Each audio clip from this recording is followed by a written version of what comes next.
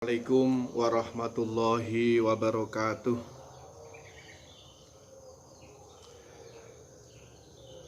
Bismillahirrahmanirrahim.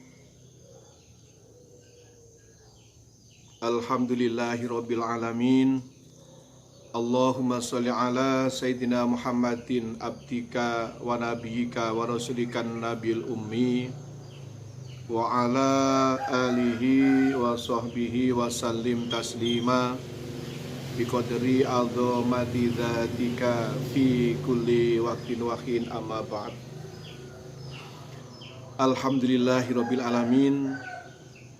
Kita belajar untuk selalu mensyukuri nikmat yang telah Allah berikan. Dan yang perlu kita yakini dan kita pahami bersama bahwa Allah tidak pernah menghentikan di dalam memberikan nikmat pada kita semuanya, walaupun hanya sedetik. Allah terus-menerus memberikan nikmat pada kita semuanya, sebagaimana Allah juga terus-menerus menguji pada kita semuanya. Tanpa ada sedetik pun Allah menghentikan ujiannya. Setiap saat Allah memberikan kenikmatan, setiap saat juga Allah memberikan ujian. Karena hidup di dunia ini hanya menerima nikmat dan ujian dari Allah.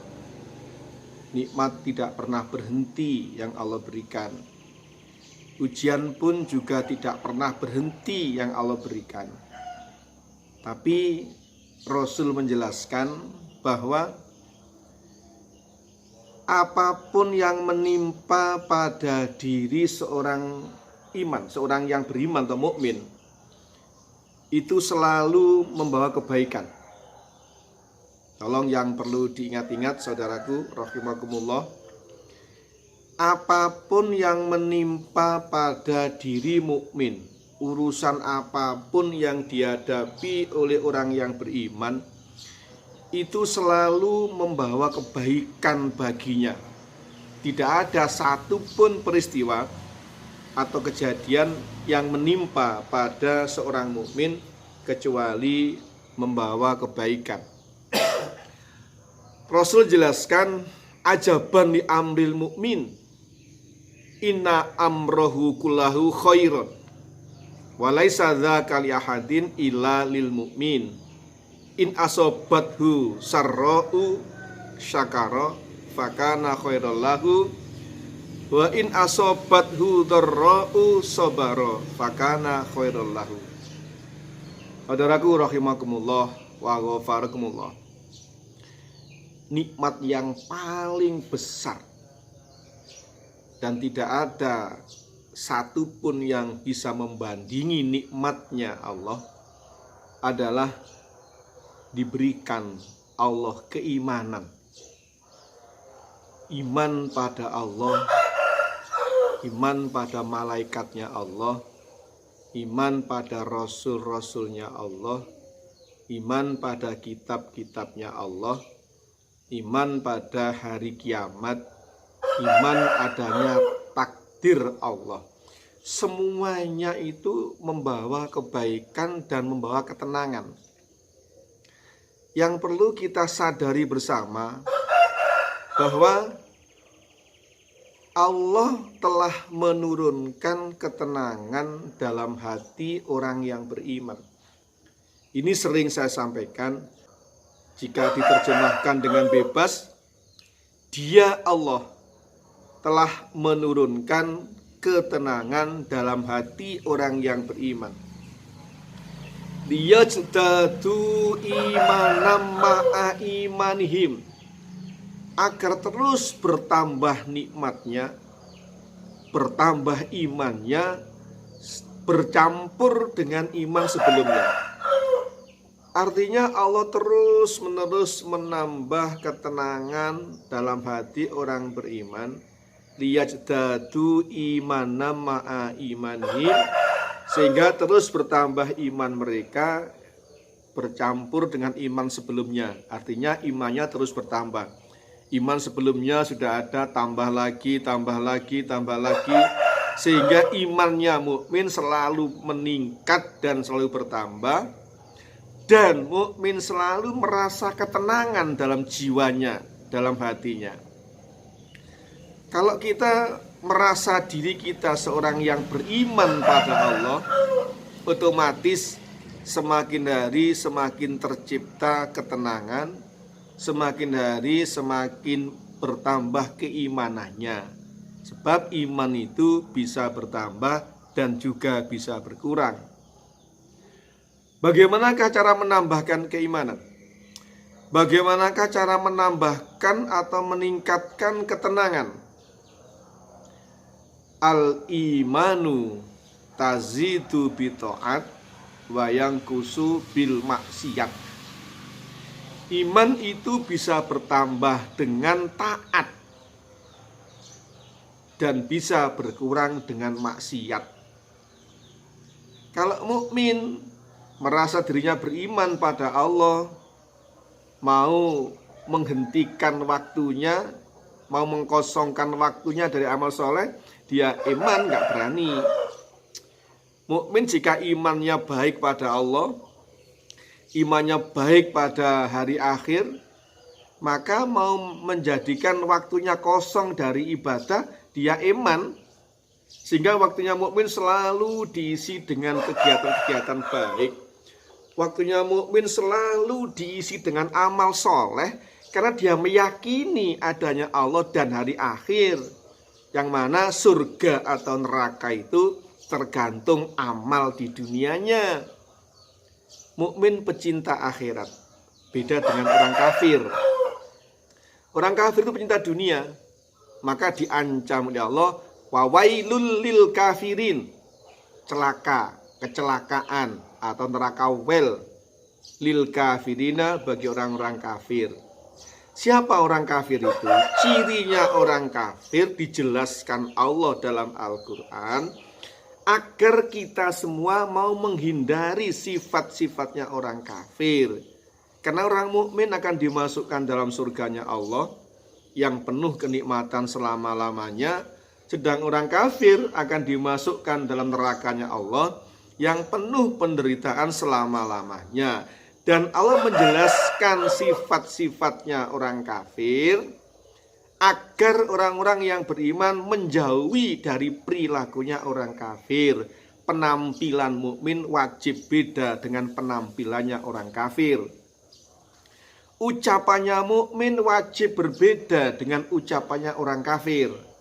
Penglihatannya mukmin wajib berbeda dengan penglihatannya orang kafir. Pendengarannya mukmin wajib berbeda penggunaannya dengan pendengarannya orang kafir. Termasuk hartanya mukmin, penggunaannya wajib beda dengan penggunaannya orang kafir dari hartanya. Karena apa? Karena orang kafir akan dimasukkan dalam nerakanya Allah yang penuh penderitaan selamanya, sedang orang mukmin akan dimasukkan dalam surganya Allah yang penuh dengan kenikmatan selama-lamanya. Tempatnya di akhirat berbeda, maka perilakunya di dunia pun juga wajib berbeda. Bagaimana perilakunya orang kafir? Wa wailul lil kafirin alladzina yastahibbunal hayatad dunya alal akhirah. Jadi perilakunya orang kafir dijelaskan Allah dengan rinci, bahwa orang kafir itu orang yang mencintai dunianya melebihi akhiratnya. Memang orang kafir yang cintai dunianya, isinya dunia, tetapi tidak mencintai akhiratnya karena dia tidak yakin adanya kehidupan di akhirat. Kalau mukmin berbeda, sangat berbeda jauh, 90 derajat bahkan 180 derajat perbedaan mukmin dengan kafir. Orang mukmin sangat mencintai kehidupan di akhiratnya, sehingga aktivitas apapun yang dilakukan di dunia intinya agar menjadikan kehidupan di akhiratnya bahagia. Kalau orang kafir tidak. Orang kafir itu alladzina yastahibbunal hayatad dunya alal akhirah. Orang kafir itu mencintai kehidupan dunianya daripada kehidupan akhiratnya. Kalau mukmin wajib tampil beda. Karena tempat yang disediakan Allah di akhirat, mukmin ditempatkan di surga, sedang orang kafir ditempatkan di neraka, berarti berbeda tempatnya. Kalau tempat di akhiratnya berbeda, maka perilakunya orang mukmin wajib berbeda dengan perilakunya orang kafir. Orang mukmin apapun yang dikerjakan di dunia hanya dalam rangka untuk mendapat keuntungan di akhirat. Di ayat lain Allah jelaskan, wabtaghi fima atakallahu daral akhirata wala tansa nasibaka minad dunya wa ahsin kama ahsanallahu ilaika wala tabghil fasada fil ard innallaha la yuhibbul mufsidin. Shadaqallahul azim. Wabtaghi fima atakallahu daral akhirata. Carilah pada apa yang diberikan Allah kepadamu untuk kampung akhirat. Jadi apapun nikmat yang telah Allah berikan kepadamu, gunakan untuk mencari keuntungan di akhirat. Tangan pemberian Allah, gunakan tangan untuk mencari untung di akhirat. Gimana caranya?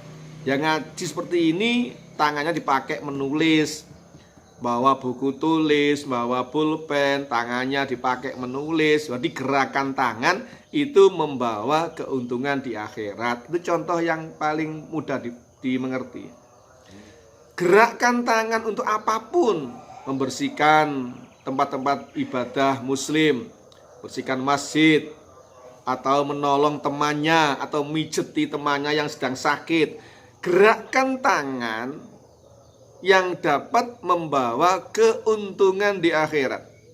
Maka tangannya mukmin geraknya gak bebas. Gerak tangan mukmin jika membawa keuntungan di akhirat. Berbicaranya mukmin jika membawa keuntungan di akhirat. Penggunaan matanya bagi mukmin, mripate mukmin digunakan untuk melihat yang membawa keuntungan di akhirat. Telinganya mukmin dipakai mendengarkan yang membawa, yang menyebabkan keuntungan di akhirat. Kakinya mukmin dilangkahkan ke majelis yang membawa keuntungan di akhirat, yang menyebabkan untung di akhirat. Hartanya mukmin dibelanjakan yang menyebabkan keuntungan di akhirat. Wala tansa nasibaka minad dunya, dan jangan kamu lupakan bagianmu di dunia.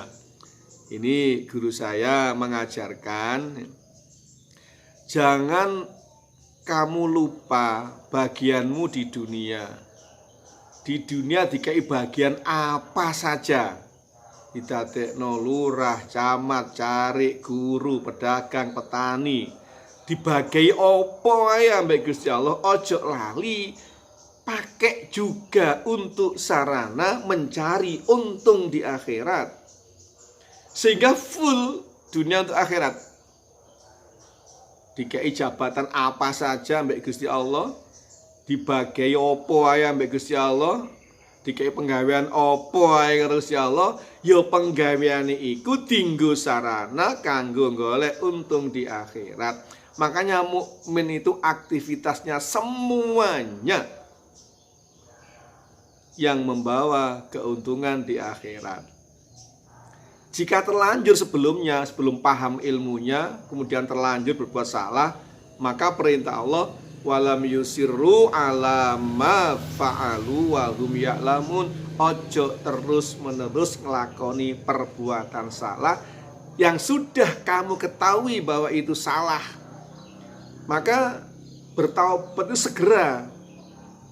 Ada beberapa urusan yang disunahkan untuk disegerakan, termasuk merawat jenazah, segera bertaubat dari kesalahan yang sudah dipahami.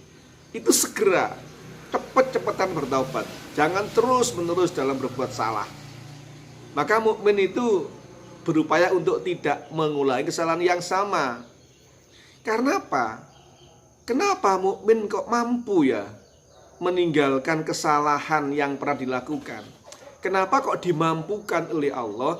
Karena mukmin yang benar-benar iman pada Allah, Rasul, malaikat, dan seterusnya dengan benar, maka sebelum di akhirat, di dunianya saja sudah diberitahu dan merasakan manfaatnya melakukan kebaikan, dan diberi rasa oleh Allah, tahu rasanya, tahu nikmatnya, manfaat dari meninggalkan larangan. Jadi mukmin yang benar-benar beriman ya, mukmin yang benar-benar diucapkan dengan iman yang benar-benar diucapkan dengan lesannya, diyakini dengan hatinya, dan dibuktikan dengan amal perbuatan dalam kehidupannya, maka dia bisa merasakan nikmatnya, manisnya ibadah, dan bisa merasakan manisnya dan nikmatnya meninggalkan maksiat.